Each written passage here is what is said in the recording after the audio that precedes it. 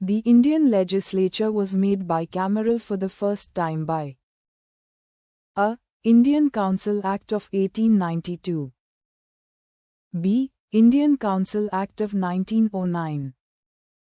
C. The Government of India Act of 1919. D. The Government of India Act of 1935. Ans. C. Which of the following acts introduced a bicameral legislature at the centre? A. 1961 Act. B. 1917 Act. C. 1919 Act. D. 1915 Act. Ans. C. Consider the following statements. 8. The Montagu-Chelmsford reforms of 1919 recommended granting voting rights to all the women above the age of 21. Though the Government of India Act of 1935 gave women reserved seats in legislature. Which of the statements given above are correct? A. 1 only. B. 2 only. C. Both 1 and 2.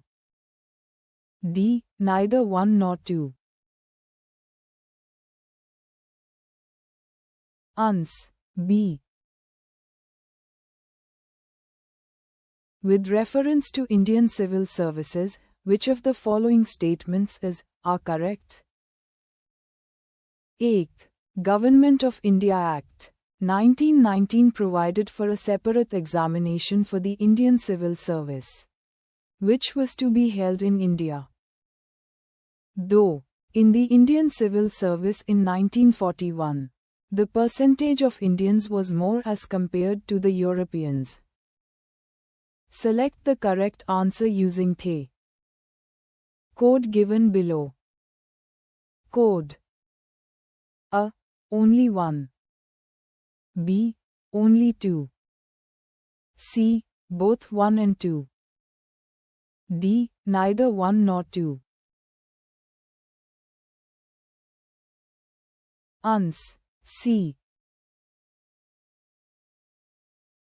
By which of the following acts, the system of Chamber of Princes, with 120 members was created? A. Act of 1919. B. Act of 1793. C. Act of 1909. D. Charter Act of 1853. Ans. A.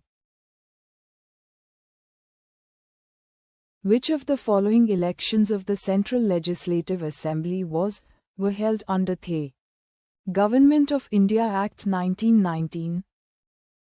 A. 1926. B. 1937. C. 1945. Select the correct answer using code given below. Codes A. Only. B. And C. C. A. and C. D. A. B. and C. Ans. C. In which year the last election of Indian legislature under the Government of India Act 1919 was held? A. 1930. B. 1934.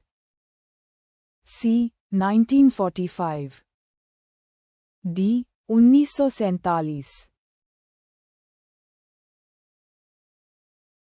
Ans. C. The power of the President to issue ordinance is a relic of A. GOI Act 1919. B. GOI Act 1935.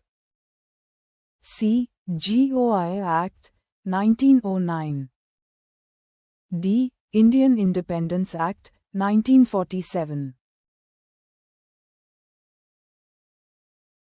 Ans. B.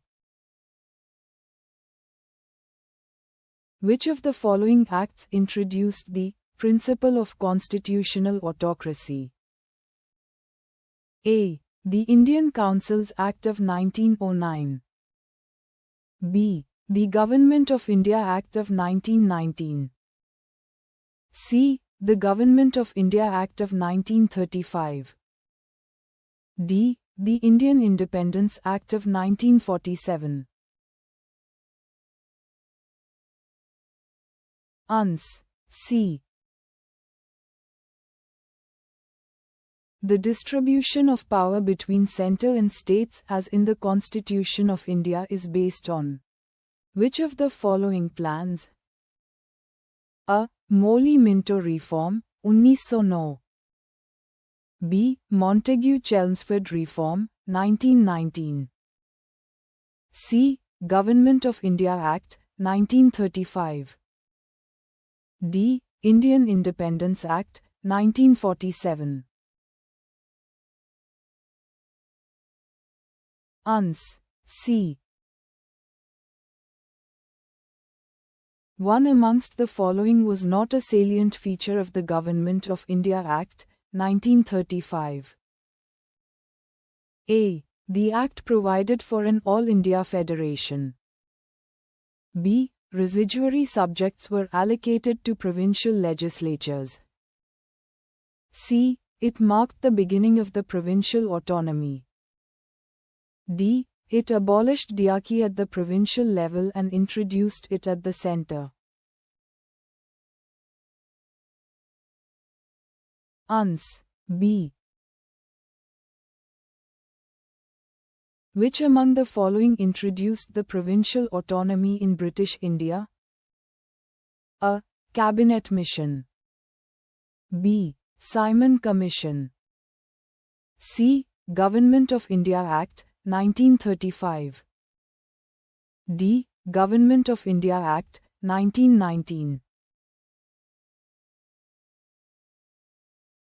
Ans. C. A. Federal system and diarchy at the centre was introduced in India by A. The Act of 1909. B. The Act of 1919. C. The Act of 1935. D. None of the above. Ans. C. The provision for the establishment of All India Federation was included in the A. Government of India Act, 1935. B. August Offer, 1940. C. Government of India Act, 1919. D. Cabinet Mission Proposal, 1946. Ans. A. Which one of the following acts provided for a federal polity in India? A. Government of India Act, 1909. B. Government of India Act, 1919. C. Government of India Act, 1935. D. India Independence Act, 1947. Ans. C. In the federation established by the Government of India Act of 1935, residuary powers were given to the A. Federal Legislature. B. Governor General. C. Provincial Legislature. D. Provincial Governors. Ans. B. The federal system proposed under the Government of India Act, 1935 was A. All India Federation. B. Federation of India.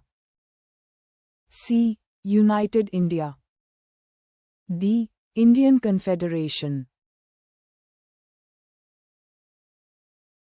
Ans. B. Which one of the following is not an important and permanent constituent in the constitutional history of India as adopted in the Government of India Act, 1935? A. A written constitution for the country. B. Elected representatives responsible to the legislature. C. Envisaging a scheme of federation. D. Nomination of official members to the legislature. Ans. A. Why is the Government of India Act, 1935 important? A. It is the main source of the Constitution of India. B. It gave independence to India. C. It envisages partition of India. D. It abolished the native states. Ans. A. Which one of the following acts led to the separation of Burma from India? A. The Indian Councils Act, 1909. B. Government of India Act, 1919. C. Government of India Act, 1935. D. Indian Independence Act, 1947. Ans. C.